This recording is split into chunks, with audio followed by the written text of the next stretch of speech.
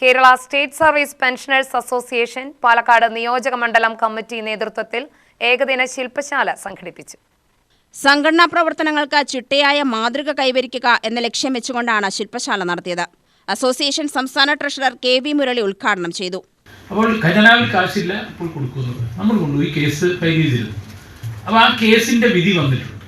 അപ്പോൾ അതുകൊണ്ട് വിസ്മയം ജൂലൈയിൽ നിങ്ങളുടെ കൈകളിലേക്ക് വരും. നമ്മൾ പ്രതീക്ഷിക്കാതിരുന്ന നമുക്ക് കിട്ടേണ്ട 3ഉം 4ഉം ഗഡുക്കൾ ജൂലൈ മാസം 7-ാം തീയതിക്ക് മുമ്പ് നൽകണമെന്ന് ഞാനും ശ്രീ എം പി വേലായുധനും കേസ് ഈ സംഘടനയുടെ പേരിൽ ഹൈക്കോടതിയിൽ കൊടുത്ത കേസ് 7-4 ഏപ്രിൽ മാസത്തിൽ വിധിയുണ്ടായി.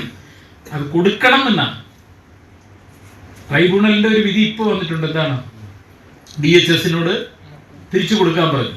മന്ത്രി എന്താ പറഞ്ഞത്? അത് ഗവൺമെൻറ് തീരുമാനമാണ്, ഗവൺമെൻറ് സൗകര്യം അനുസരിച്ച് അവർ വയ്ക്കണോ വേണ്ടേ, അവർ വെച്ചിട്ടില്ല.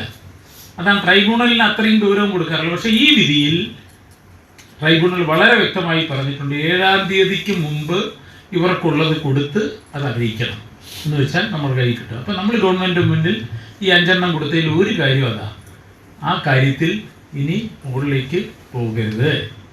പോയാൽ നമ്മുടെ കാശ് തന്നെയായിരിക്കും അല്ലേ. വീണ്ടും ഹൈക്കോടതിയിലേക്ക് ഗവൺമെൻറ് പോയാൽ അവിടെ വീണ്ടും താമസിപ്പിക്കാം.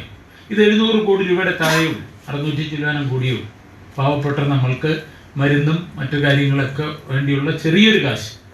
നിയോജക മണ്ഡലം പ്രസിഡന്റ് ആർ പ്രഫുൽകുമാർ അധ്യക്ഷനായി. സംസ്ഥാന വൈസ് പ്രസിഡന്റുമാരായ ടി.വി. ഗംഗാധരൻ, സി. ബാലൻ എന്നിവർ വിശിഷ്ടാതിഥികളായി. M. Paul, K. Balakrishnan, M. Majeed, M. K. Siddharthan എന്നിവർ പ്രസംഗിച്ചു. UTV news, Palakkad.